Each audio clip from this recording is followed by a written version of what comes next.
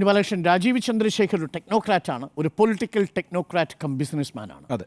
ഒരു സംസ്ഥാനത്തെ ഒരു ദേശീയ പാർട്ടിയുടെ അധ്യക്ഷനായി അങ്ങനെ ഇന്ത്യ രാജ്യത്തെ മറ്റേതെങ്കിലും ഒരു ടെക്നോക്രാറ്റ് കം ബിസിനസ്മാൻ വന്നിട്ടുണ്ടോ? സംഘപരിവാറിൻ്റെ പിന്തുണയില്ലാതെ എന്ന് എനിക്ക് സംശയമാണ്.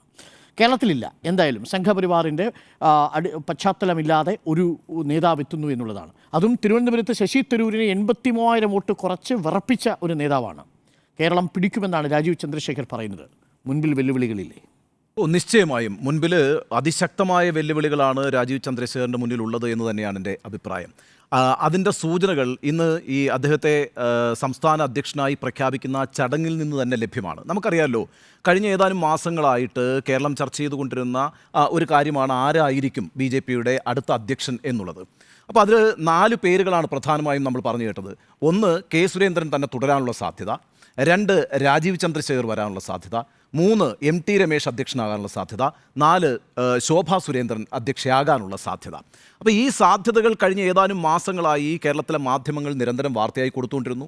ഏറെക്കുറെ രാജീവ് ചന്ദ്രശേഖർ ആയിരിക്കും അടുത്ത അധ്യക്ഷൻ എന്ന കാര്യത്തിൽ മാധ്യമങ്ങൾ ഉറപ്പിൽ തന്നെ എത്തിച്ചേർന്നിരുന്നു.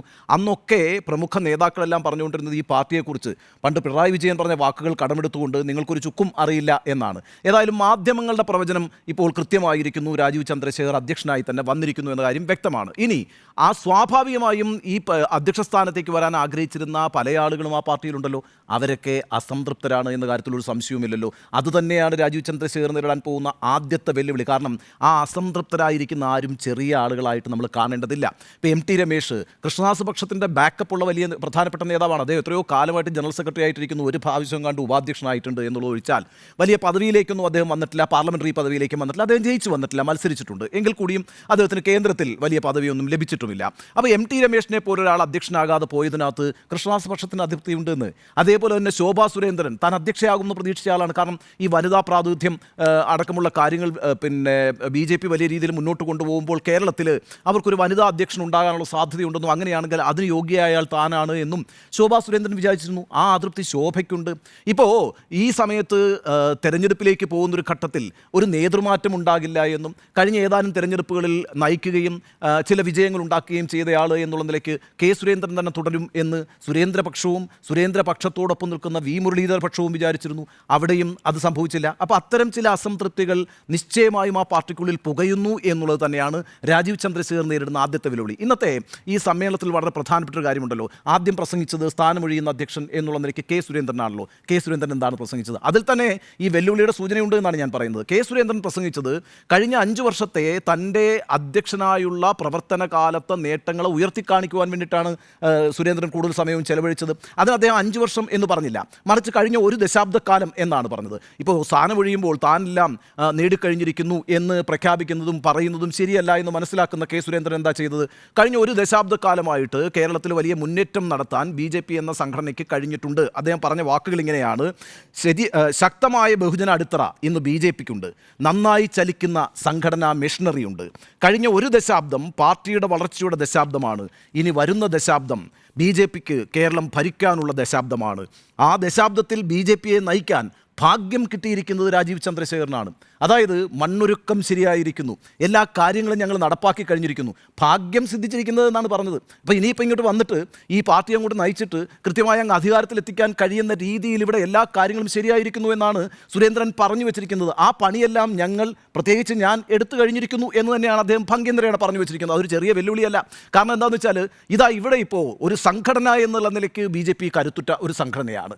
BJP എന്ന് പറയുന്ന സംഘടനയ്ക്ക് വലിയ അടിത്തറയുണ്ടായിരിക്കുന്നു ബഹുജനങ്ങൾക്കിടയിൽ. അതേപോലെ BJPയുടെ വോട്ട് ഷെയർ വർദ്ധിക്കുന്നു. അത് ചൂണ്ടിക്കാണിച്ചിട്ടുണ്ട് സുരേന്ദ്രൻ. 20% നമ്മളുടെ വോട്ട് ഷെയർ എത്തിച്ചു കഴിഞ്ഞിരിക്കുന്നു. അപ്പോൾ നന്നായി പ്രവർത്തിക്കുന്ന ഒരു സംഘടനാ മെഷീനറിയുമുണ്ട്. ഇനിയിപ്പോൾ എന്താണ് രാജീവ് ചന്ദ്രശേഖരൻ്റെ ടാസ്ക് എന്ന് പറയുന്നത്? അത് അദ്ദേഹം തന്നെ ഇന്ന് പ്രഖ്യാപിച്ചിട്ടുണ്ട്. ഇനിയിപ്പോൾ കേരളത്തിൽ BJP അധികാരത്തിൽ എത്തിക്കാതെ താൻ മടങ്ങില്ല എന്നാണ് രാജീവ് ചന്ദ്രശേഖർ പറഞ്ഞിരിക്കുന്നത്. അതായത് ഒരു ടാസ്ക് യഥാർത്ഥത്തിൽ ഇന്നിപ്പോൾ കെ സുരേന്ദ്രൻ രാജീവ് ചന്ദ്രശേഖരൻ്റെ തലയിൽ ഒരു കിരീടം അണിയിക്കുന്നുണ്ട്. അതിനോടൊപ്പം ഒരു ടാസ്ക് കൂടി അദ്ദേഹത്തെ അടിച്ചേൽപ്പിച്ചിരിക്കുകയാണ്. കാരണം ഇവിടെ കാര്യങ്ങളെല്ലാം ഭംഗിയായിരിക്കുന്നു. ഇനി നിങ്ങൾ അവസാനത്തെ ലാപ്പ് ഓടുക എന്ന് പറയത്തില്ലേ ഈ റിലേ മത്സരത്തിൽ, ആ അവസാനത്തെ ലാപ്പ് ഓടി നിങ്ങൾ നന്നായി അങ്ങോട്ട് ഫിനിഷ് ചെയ്തോണം എന്നുള്ളതാണ് യഥാർത്ഥത്തിൽ രാജീവ് ചന്ദ്രശേഖരന് കൊടുത്തിരിക്കുന്ന ടാസ്ക്. അതായത് ഇവിടെ ഇനിയിപ്പോൾ സംഘടന നന്നാക്കാനില്ല, സംഘടനയുടെ ബഹുജന അടിത്തറ വികസിപ്പിക്കാനുമില്ല, വോട്ട് ഷെയർ 20% എത്തിച്ചിട്ടുമുണ്ട്. കണക്കെല്ലാം വളരെ കൃത്യമാണ്, നമുക്കൊന്ന് പരിശോധിക്കാം. ശരിയാണ്, സുരേന്ദ്രൻ പറഞ്ഞത് ശരിയാണ്, 20% വോട്ട് ഷെയർ എത്തിയിട്ടുണ്ട്. അതേപോലെ തന്നെ ഈ പറയുന്ന 11 നിയമസഭാ മണ്ഡലങ്ങളിൽ കഴിഞ്ഞ ലോക്സഭാ തെരഞ്ഞെടുപ്പിൻ്റെ കണക്കെടുക്കുമ്പോൾ BJP 1-ാം സ്ഥാനത്താണ്, 8 നിയമസഭാ മണ്ഡലങ്ങളിൽ 2-ാം സ്ഥാനത്താണ്. അപ്പോൾ 11, 8, 19 ചുരുങ്ങിയ ഒരു 10 സീറ്റെങ്കിലും പിടിക്കണമല്ലോ, 10 സീറ്റെങ്കിലും അടുത്ത നിയമസഭാ തെരഞ്ഞെടുപ്പിൽ പിടിക്കാൻ കഴിയണമല്ലോ. നിലവിൽ ഇപ്പോൾ തന്നെ 12 മുനിസിപ്പാലിറ്റി BJP അല്ലേ ഭരിക്കുന്നത്, അതേപോലെ പാലക്കാട് മുനിസിപ്പാലിറ്റി BJP അല്ലേ ഭരിക്കുന്നത്. തദ്ദേശ തെരഞ്ഞെടുപ്പ് നടക്കാനിരിക്കുകയാണ്. ഈ 2 മുനിസിപ്പാലിറ്റികളും നിലനിർത്തിയാൽ മാത്രം പോരാ, തിരുവനന്തപുരത്ത് വലിയ മുന്നേറ്റം ഉണ്ടാക്കിയ ആളാണ് രാജീവ് ചന്ദ്രശേഖർ, അത് കോർപ്പറേഷനിൽ പ്രതിഫലിക്കണം. അതേപോലെ തൃശ്ശൂരിൽ സുരേഷ് ഗോപി വിജയിച്ചിട്ടുണ്ട്, അപ്പോൾ തൃശ്ശൂർ കോർപ്പറേഷൻ പിടിക്കണം. അപ്പോൾ ഈ അർത്ഥത്തിലൊരു ടാസ്ക് വരികയാണ്. അത് കഴിഞ്ഞാൽ പിന്നെ 26 നിയമസഭാ തെരഞ്ഞെടുപ്പാണ്. ആ നിയമസഭാ തെരഞ്ഞെടുപ്പിൽ വലിയ വിജയമുണ്ടാക്കാൻ BJP കഴിയണം. ഞാൻ 2018 അമിത്ഷാ BJPയുടെ ദേശീയ അധ്യക്ഷനായിരിക്കുന്ന സമയത്ത് എറണാകുളത്ത് വെച്ച് അദ്ദേഹത്തിൻ്റെ ഇൻ്റർവ്യൂ എടുത്തിട്ടുണ്ട്. അന്ന് ഞാൻ അമിത്ഷായോട് ചോദിക്കുന്നുണ്ട്, അദ്ദേഹം എന്നോട് പറയുന്നത് അടുത്ത 2 തെരഞ്ഞെടുപ്പുകൾ കഴിയുമ്പോൾ കേരളത്തിൽ BJP അധികാരത്തിൽ വരും, നിങ്ങൾ നോക്കിക്കോളൂ എന്നാണ് പറഞ്ഞത്. അത് ഈ സുരേന്ദ്രൻ പറഞ്ഞ 36 സീറ്റ് കിട്ടിയാൽ ഭരിക്കുമെന്നുള്ള നിലയ്ക്കല്ല, കണക്കുകൾ വെച്ചിട്ടാണ് അമിത്ഷാ പറയുന്നത്. അന്ന് അമിത്ഷായോട് ഞാൻ ചോദിക്കുന്നുണ്ട്, ആകപ്പാട് 12% വോട്ടേ ഉള്ളൂ നിങ്ങൾക്ക്, എങ്ങനെയാണ് നിങ്ങൾക്ക് കേരളത്തിൽ അധികാരത്തിൽ വരാൻ കഴിയുക? അന്ന് അദ്ദേഹം പറയുന്നൊരു കണക്കുണ്ട്, ഗുജറാത്തിൽ ഞങ്ങൾ 1995 അധികാരത്തിൽ വന്നു, കുറച്ച് ദിവസത്തേക്കേ അധികാരത്തിൽ വന്നുള്ളൂ. പക്ഷേ 1995 ഞങ്ങൾ അധികാരത്തിൽ വരുന്നതിന് തൊട്ട് മുമ്പ് നടന്ന തെരഞ്ഞെടുപ്പുണ്ടല്ലോ, ആ തെരഞ്ഞെടുപ്പിൽ ഞങ്ങളുടെ വോട്ട് ശതമാനം എത്രയാണെന്നറിയാമോ? 12%. ആ 12% നിന്ന് ഗുജറാത്ത് പോലൊരു വലിയ സംസ്ഥാനത്ത് അധികാരത്തിൽ വരാൻ കഴിയുമെങ്കിൽ കേരളത്തിൽ ഇപ്പോൾ ഞങ്ങൾക്ക് 14% വോട്ടുണ്ട്, അതിനെ വർദ്ധിപ്പിച്ചുകൊണ്ട് താമസം വിന ഞങ്ങൾ അധികാരത്തിൽ വരും എന്ന് തന്നെയാണ് അമിത്ഷാ പറയുന്നത്. ഇപ്പോൾ ഇവിടെ 20% വോട്ടെന്ന് പറയുന്നത് ഒരു ചെറിയ കാര്യമല്ലല്ലോ. 20% വോട്ടെന്ന് പറയുന്നത് ഫോർമിഡബിൾ ആണ്. അപ്പോൾ അവിടെ നിന്ന് ഈ പറയുന്ന 24 തെരഞ്ഞെടുപ്പിൽ BJP ഉണ്ടാക്കിയ മുന്നേറ്റം വെച്ച് നോക്കുകയാണെങ്കിൽ ഒരു 10 സീറ്റുകളായിട്ടെങ്കിലും അത് ട്രാൻസ്ലേറ്റ് ചെയ്യപ്പെടണം നിയമസഭയിൽ. ആ നിയമസഭയിലേക്കുള്ള 10 സീറ്റുകൾ 2 അക്കം കടക്കുക, നിയമസഭയിൽ അക്കൗണ്ട് തുറക്കുകയല്ല, 2 അക്കം കടക്കുക എന്നുള്ള ടാസ്ക്കാണ് രാജീവ് ചന്ദ്രശേഖരനെ സംബന്ധിച്ചിടത്തോളം ഉള്ളത് എന്നുള്ളതാണ് ഇന്ന് പറഞ്ഞു വെച്ചിരിക്കുന്നത് കെ സുരേന്ദ്രൻ അടക്കമുള്ള ആളുകൾ. അപ്പോൾ അത് എത്രത്തോളം സാധ്യമാകും എന്നുള്ളതാണല്ലോ പ്രശ്നം. ഇനി ഇവിടെ രാജീവ് ചന്ദ്രശേഖർ തെളിയിക്കേണ്ടത്, അദ്ദേഹം തന്നെ പറഞ്ഞതുപോലെ അധികാരത്തിലേക്ക് BJPയെ എത്തിക്കുവാനുള്ള ടാസ്ക്കാണ് ഞാൻ ഏറ്റെടുത്തിരിക്കുന്നത്, ഞാൻ ഇനി പിന്നോട്ടില്ല, ഞാൻ അത് കഴിയാതെ പോവുകയില്ല എന്ന് അദ്ദേഹം പറഞ്ഞിട്ടുണ്ട്. ആ ടാസ്ക് തന്നെയാണ് നിങ്ങൾ നിർവഹിക്കേണ്ടത് എന്ന് പിന്നെ കെ സുരേന്ദ്രൻ പറഞ്ഞിട്ടുണ്ട്. ഇനി ഒരു കാര്യം ശ്രദ്ധിക്കേണ്ടത്, ഈ ടാസ്കിലേക്ക് എത്തണമെങ്കിൽ ഒരു രാഷ്ട്രീയ പ്രശ്നമുണ്ടല്ലോ. ഇപ്പോൾ 2024 തെരഞ്ഞെടുപ്പ് ഒരു സവിശേഷമായ സാഹചര്യം കൂടി കേരളത്തിൽ ഉണ്ടാക്കിയിട്ടുണ്ട്, നമ്മളത് മനസ്സിലാക്കണം. BJPയുടെ വോട്ട് എങ്ങനെയാണ് വർദ്ധിച്ചത്? BJPയുടെ വോട്ട് വർദ്ധിച്ചത് ഈഴവ വോട്ടിൽ നല്ലൊരു ശതമാനം BJPയിലേക്ക് ഷിഫ്റ്റ് ചെയ്തിട്ടുണ്ട്. ആ ഷിഫ്റ്റ് ചെയ്ത വോട്ട് എന്ന് പറയുന്നത് CPMനെ ദുർബലപ്പെടുത്തിയിട്ടുണ്ട്. അപ്പോൾ ആ അർത്ഥത്തിൽ ഒരു major chunk of Ezhava vote BJPയിലേക്ക് ഷിഫ്റ്റ് ചെയ്യുന്ന ഒരു സവിശേഷമായ രാഷ്ട്രീയ സാഹചര്യം 2024 തെരഞ്ഞെടുപ്പിൽ ഉണ്ടായിട്ടുണ്ട്. അതുപോലെ ക്രിസ്ത്യൻ വോട്ട് അവർ മാനേജ് ചെയ്തിട്ടുണ്ട്. അതിലാണ് തൃശ്ശൂരിൽ വിജയം സുരേഷ് ഗോപിക്ക് ഉണ്ടാക്കാൻ കഴിഞ്ഞത്, ഇക്കാര്യത്തിലൊന്നും സംശയമില്ല. പക്ഷേ ഈ ഈഴവ ക്രിസ്ത്യൻ വോട്ട് നിയമസഭാ തെരഞ്ഞെടുപ്പിൽ, നടക്കാനിരിക്കുന്ന നിയമസഭാ തെരഞ്ഞെടുപ്പിൽ BJPക്ക് അനുകൂലമായി പോൾ ചെയ്യുമോ? ഞാൻ അതിനകത്തൊരു സാധ്യതയും കാണുന്നില്ല. ഈഴവ വോട്ട് തിരിച്ച് CPMലേക്ക് പോകുന്നത് ഒരു സംശയവും വേണ്ട. ക്രിസ്ത്യൻ വോട്ട് ഇതുപോലെ തന്നെ BJPക്ക് അനുകൂലമായി പോൾ ചെയ്യപ്പെടാൻ സാധ്യതയില്ല. അപ്പോൾ ഈ പറയുന്ന 20% ഉണ്ടല്ലോ, ഈ ലോക്സഭാ തെരഞ്ഞെടുപ്പിൽ നേടിയ 20%, ആ 20% ഒരു ഷുവർ ബെറ്റ് അല്ല, ഒരു ഷുവറായ അടിത്തറയല്ല. അതിലെ നല്ലൊരു വോട്ടും ഫ്ലോട്ടിംഗ് വോട്ടാണ്, അത് തിരിച്ചു പോകാനുള്ള സാധ്യതയാണ്. അതാണ് മേജർ ചലഞ്ച്. ഇന്ന് നമ്മളിപ്പോൾ രാജീവ് ചന്ദ്രശേഖർ അദ്ദേഹത്തിൻ്റെ പ്രസംഗം അവസാനിക്കുമ്പോൾ ശ്രീനാരായണ ഗുരുദേവൻ്റെ കവിത ചൊല്ലിക്കൊണ്ടാണ് അത് അവസാനിപ്പിക്കുന്നത്. അത് യാദൃശ്ചികമായിട്ടൊന്നുമല്ല. ആ 4 വരി, ആ 3 വരി എടുത്ത് ചൊല്ലുന്നത് അതിനകത്ത് കൃത്യമായൊരു രാഷ്ട്രീയ സന്ദേശമുണ്ട്. നമ്മളോടൊപ്പം നിൽക്കേണ്ട ആളുകളെക്കുറിച്ചുള്ള ധാരണ രാജീവ് ചന്ദ്രശേഖരനുണ്ട്, അഥവാ ആ വിഭാഗത്തെ കൂട്ടത്തിൽ തുടർന്നും നിലനിർത്താനുള്ള ശ്രമം എന്നതിൻ്റെ ഭാഗമായിട്ട് തന്നെ വേണം നമുക്കത് കാണാൻ. ക്രിസ്ത്യൻ വോട്ട് വീണ്ടും മാനേജ് ചെയ്യേണ്ടി വരുന്നൊരു വലിയ വെല്ലുവിളി രാജീവ് ചന്ദ്രശേഖരനുണ്ട്. ഇപ്പോൾ പല പുതിയ നേതാക്കളും ആ സമുദായത്തിൽ നിന്ന് തന്നെ ഉണ്ടാകും. അതിൻ്റെ ക്ലെയിമും വെച്ചിട്ടുണ്ട് കേട്ടോ കെ സുരേന്ദ്രൻ. ഇപ്പോൾ ഈ 30 ജില്ലകളായിട്ട് പ്രസിഡന്റുമാരെ തീരുമാനിച്ചല്ലോ, 30 ജില്ലകളായിട്ട് വിഭജിച്ചിട്ട് പ്രസിഡന്റുമാരെ തീരുമാനിച്ചതിനകത്ത് 3 ജില്ലാ പ്രസിഡന്റുമാർ ക്രിസ്ത്യൻ സമുദായത്തിലാണ് എന്ന് അദ്ദേഹം പ്രസംഗിക്കുന്നുണ്ട്. ഇടുക്കി, കോട്ടയം, എനിക്ക് തോന്നുന്നു വേറെ തൃശ്ശൂർ, ഈ 3 ജില്ലകളിലെയും പ്രസിഡന്റുമാരെ ഞാൻ ഇതാ ക്രിസ്ത്യൻ സമുദായത്തിൽ നിന്ന് കൊണ്ടുവന്നിരിക്കുന്നു എന്ന് അദ്ദേഹം പറയുന്നുണ്ട്. അപ്പോൾ ഏതായാലും ഈ പറയുന്ന വോട്ട് മാനേജ്മെൻറ്റ് എന്ന് പറയുന്നത് വളരെ പ്രധാനപ്പെട്ട പ്രശ്നമാണ്. ഇനി ഏറ്റവും വലിയ വെല്ലുവിളി എന്താ? ഏറ്റവും വലിയ വെല്ലുവിളി എന്ന് പറയുന്നത് BJP എന്ന സംഘടന തന്നെയാണ്. ആ സംഘടനയിലെ ആഭ്യന്തരമായ ചേരിപ്പോരുകളാണ്. നമുക്കറിയാമല്ലോ BJPയെക്കുറിച്ച്. BJPയിൽ എത്ര ഗ്രൂപ്പുകളുണ്ടെന്ന് BJPക്കാരോട് ചോദിച്ചാൽ അവർ പറയുന്നേ. ഇപ്പം നമുക്ക് വ്യക്തമായും അറിയാവുന്ന 2 പക്ഷങ്ങൾ കാലാകാലങ്ങളായിട്ടുണ്ടല്ലോ. മുരളീധര പക്ഷവുമുണ്ട്, ഇപ്പോഴത്തെ കൃഷ്ണദാസ് പക്ഷവുമുണ്ട്.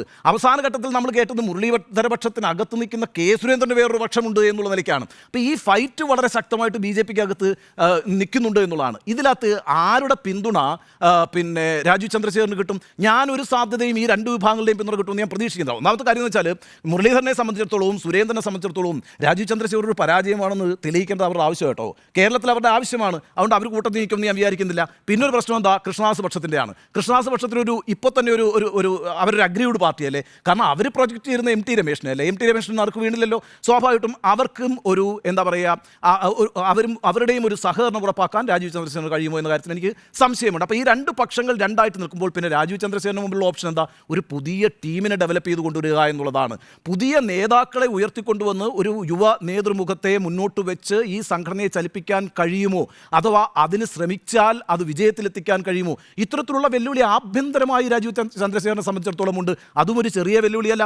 ഈ പറയുന്ന പ്രധാനപ്പെട്ട നേതാക്കളുണ്ടല്ലോ, ഈ നേതാക്കളാരും കേരളത്തിലെ ചെറിയ നേതാക്കളല്ല. ഈ പാർട്ടിക്കകത്ത് ഏത് സമയത്ത് വേണമെങ്കിലും പാലം വലിക്കാൻ കരുത്തുള്ളവർ തന്നെയാണ്. അപ്പോൾ അത് തെളിയിച്ചിട്ടുമുള്ളവരാണ്. അപ്പോൾ ആ അർത്ഥത്തിലൊക്കെ പാർട്ടിക്കകത്ത് നിന്ന് അതിശക്തമായ വെല്ലുവിളികൾ നേരിടുന്നു. അത് നിശ്ചയമായും ആ പാർട്ടിയുമായി ബന്ധപ്പെട്ട് കാലാകാലങ്ങളായി തന്നെ നിലനിൽക്കുന്ന ചേരികൾ തമ്മിലുള്ള രൂക്ഷമായ ഏറ്റുമുട്ടലാണ്. ആ രൂക്ഷമായ ഏറ്റുമുട്ടലാണ് യഥാർത്ഥത്തിൽ കേന്ദ്ര നേതൃത്വത്തെ, രാജീവ് ചന്ദ്രശേഖരനെ പോലൊരാളെ അവിടെ പ്രതിഷ്ഠിക്കാൻ ഇടയാക്കിയ ഒരു കാര്യമെന്ന് പറയുന്നത്. കാരണം വെച്ചാൽ കൃഷ്ണദാസ് പക്ഷത്തിൽ നിന്ന് ഒരാൾ വന്നാലും മുരളീധര പക്ഷത്തിൽ നിന്ന് ഒരാൾ വന്നാലും അഥവാ സുരേന്ദ്രൻ തുടർന്നാലും ഒരു നേട്ടത്തിലേക്ക് ഇത് പോകും, അല്ലെങ്കിൽ ഒരു നേട്ടമുണ്ടാക്കാൻ കഴിയും എന്ന് അവർക്കൊരു ഉറപ്പുമില്ല. അതുകൊണ്ട് അവരെ സംബന്ധിച്ചിടത്തോളം ഒരു പരീക്ഷണമാണ് ഈ നടന്നിരിക്കുന്ന കാര്യത്തിൽ തർക്കമില്ല. ആ പരീക്ഷണത്തിൽ രാജീവ് ചന്ദ്രശേഖരൻ എത്രത്തോളം മുന്നോട്ട് പോകാൻ കഴിയും എന്നത് തന്നെയാണ് അദ്ദേഹത്തിൻ്റെ വെല്ലുവിളി. ഒരു കാര്യം പറയാം, ഒന്ന് BJPക്ക് അകത്തെ ആഭ്യന്തര ചേരിപ്പോര് എന്ന് പറയുന്നത് രാജീവ് ചന്ദ്രശേഖരനെ സംബന്ധിച്ചിടത്തോളം കീറാമുട്ടിയായിരിക്കും. അത് അത്ര എളുപ്പത്തിലൊന്നും പരിഹരിക്കാൻ കഴിയുന്ന കാര്യമല്ല. രണ്ട്, കഴിഞ്ഞ ലോക്സഭാ തെരഞ്ഞെടുപ്പിൽ BJPക്ക് അനുകൂലമായി ഉണ്ടായിട്ടുള്ള വോട്ട് ഷിഫ്റ്റ് ഉണ്ടല്ലോ, ആ വോട്ട് ഷിഫ്റ്റിൻ്റെ രാഷ്ട്രീയം ഇപ്പോൾ നിലനിൽക്കുന്നില്ല എന്നാണ് ഞാൻ മനസ്സിലാക്കുന്നത്. ആ രാഷ്ട്രീയത്തെ വീണ്ടും പിന്തുടർന്ന് പിടിച്ച് BJPക്കൊപ്പം തന്നെ ആ വോട്ട് ബാങ്കിനെ നിർത്തുക എന്നുള്ളതാണ് അടുത്ത ടാസ്ക്. മൂന്നാമത്തെ ടാസ്ക് തദ്ദേശ തെരഞ്ഞെടുപ്പിൽ അടിയന്തരമായി അദ്ദേഹത്തിൻ്റെ മെറ്റൽ തെളിയിക്കേണ്ടി വരും. അത് കഴിഞ്ഞാൽ പിന്നെ നിയമസഭാ തെരഞ്ഞെടുപ്പാണ്. നിയമസഭാ തെരഞ്ഞെടുപ്പിൽ 2 അക്കം കടക്കുക കുറഞ്ഞപക്ഷം BJPയെ സംബന്ധിച്ചിടത്തോളം ആ ടാസ്കുമുണ്ട്. ആ ടാസ്ക് വരെ എത്താൻ എന്ത് പിന്തുണ BJPയിൽ നിന്ന് കിട്ടും എന്നുള്ളതാണ് രാജീവ് ചന്ദ്രശേഖരനെ സംബന്ധിച്ചിടത്തോളം ഏറ്റവും പ്രധാനപ്പെട്ട വെല്ലുവിളി. അതുകൊണ്ട് ഞാൻ വിചാരിക്കുന്നത് കടുത്ത വെല്ലുവിളികളാണ് BJP സംസ്ഥാന അധ്യക്ഷനായി ചുമതലയേറ്റിട്ടുള്ള രാജീവ് ചന്ദ്രശേഖരൻ്റെ മുന്നിലുള്ളത്. അത് അത്ര എളുപ്പത്തിൽ കടന്നു കയറാവുന്ന ടാസ്കുമല്ല എന്ന് തന്നെയാണ് എൻ്റെ വിലയിരുത്തൽ.